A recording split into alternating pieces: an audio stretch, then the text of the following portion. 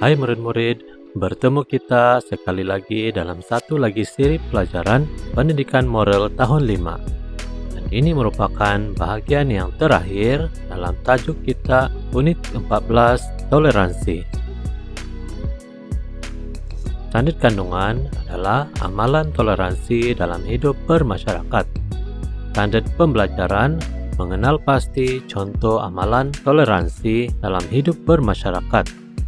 Menghuraikan kepentingan amalan toleransi dalam hidup bermasyarakat, membuat justifikasi kesan pengabaian amalan toleransi dalam hidup bermasyarakat, mengekspresikan perasaan berkaitan dengan amalan toleransi dalam hidup bermasyarakat, dan mengamalkan sikap bertoleransi dalam hidup bermasyarakat.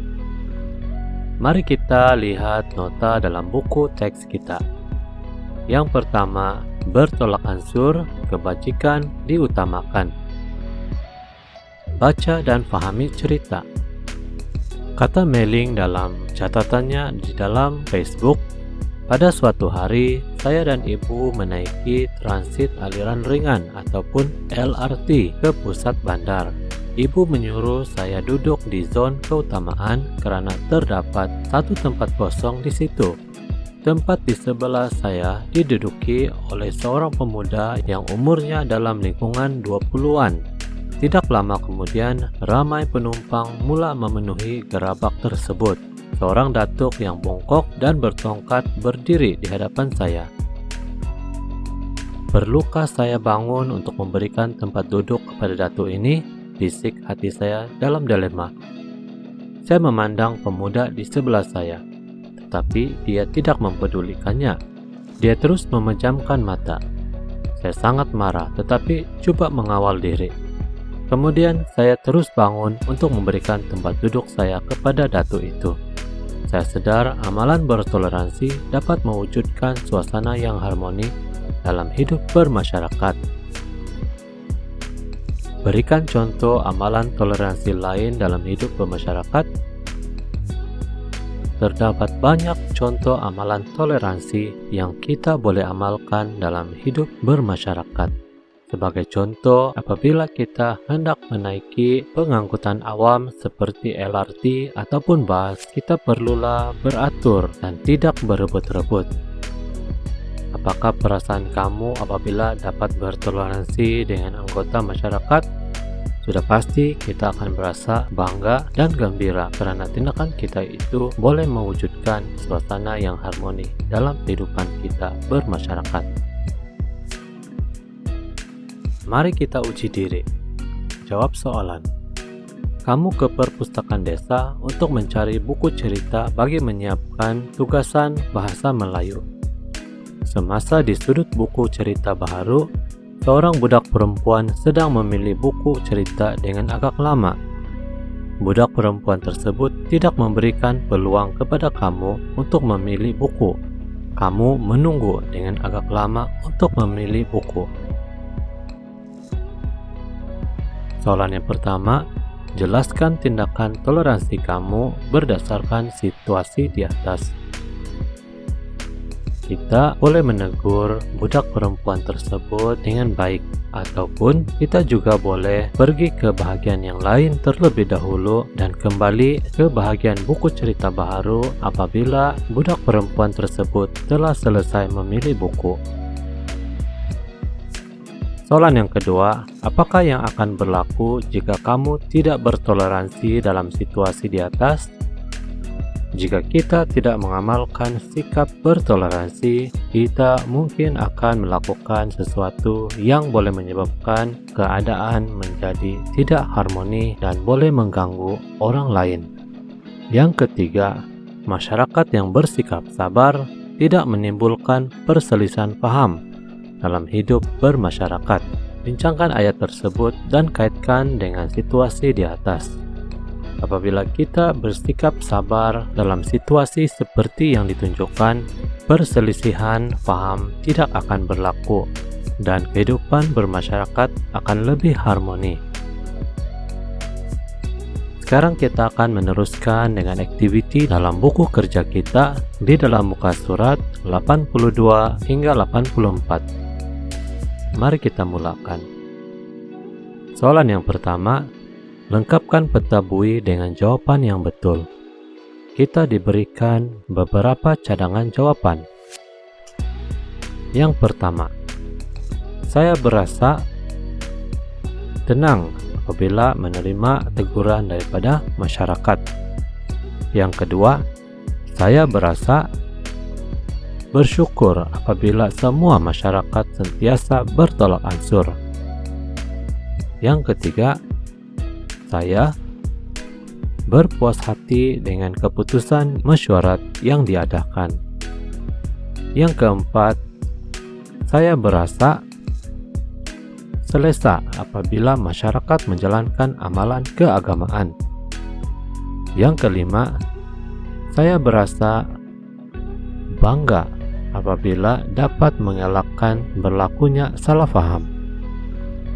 Dan yang terakhir, saya gembira dapat menyelesaikan masalah melalui perbincangan. Muka surat yang seterusnya. Pahami situasi.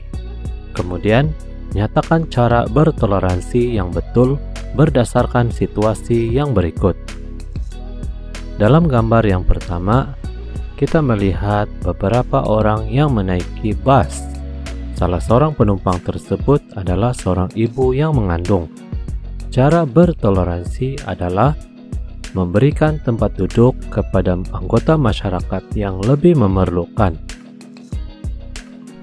Dalam situasi yang kedua, kita melihat seorang yang sedang memandu, tetapi dia melalui suatu jalan yang sibuk dengan upacara perayaan. Apakah cara bertoleransi bagi situasi ini? Pemandu tersebut perlulah bersabar dan menggunakan jalan alternatif yang lain. Dalam situasi yang ketiga, kita melihat ramai kanak-kanak yang berada di taman permainan. Terdapat dua orang budak yang sedang berebut untuk menggunakan alat permainan. Apakah cara bertoleransi dalam situasi ini? Kita boleh menegur dan memberi nasihat supaya mereka boleh bermain buayan tersebut mengikut giliran. Situasi yang terakhir, kita melihat seorang warga emas yang sedang menaiki tangga. Kita pula berada di belakang.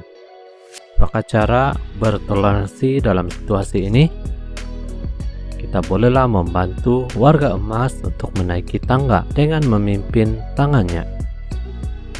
Muka surat yang terakhir. Mari uji diri.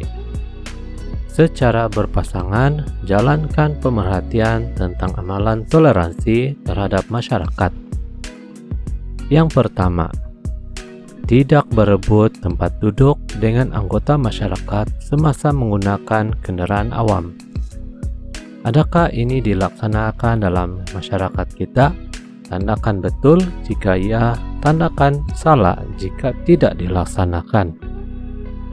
Yang kedua, bersikap tenang menangani setiap masalah yang berlaku dan membuat perbincangan sesama anggota masyarakat. Adakah ini dilaksanakan? Yang ketiga, membuat keputusan dengan mengambil kira semua pandangan anggota masyarakat. Adakah ini dilaksanakan atau tidak dilaksanakan? Yang keempat, dapat mengawal diri dalam setiap situasi yang berlaku. Adakah ini juga dilaksanakan atau tidak dilaksanakan? Yang kelima, menerima teguran yang diberikan oleh anggota masyarakat dengan hati yang terbuka. Yang keenam, tidak membesarkan isu yang kecil menjadi besar dan berpanjangan. Adakah ini dilaksanakan atau tidak dilaksanakan? Yang ketujuh, bersabar dengan karena setiap anggota masyarakat. Adakah ini juga dilaksanakan? Yang ke-8, bertolak ansur dalam menyuarakan pandangan dan pendapat semasa bergaul dengan anggota masyarakat. Adakah ini juga dilaksanakan? Yang ke-9, tidak mementingkan diri sendiri dengan sentiasa beralah apabila berlaku suatu perkara.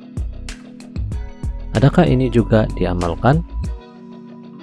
Yang terakhir, beradab sopan dan tidak berebut-rebut semasa mengambil makanan di majelis peresmian Balai Raya baru. Adakah ini juga diamalkan? Semoga masyarakat kita dapat mengamalkan kesemua yang telah dinyatakan sebentar tadi. Demikian saja pelajaran kita untuk kali ini. Sekali lagi, marilah kita terus bersikap bertoleransi agar membolehkan masyarakat terus hidup aman, damai, dan bersatu padu.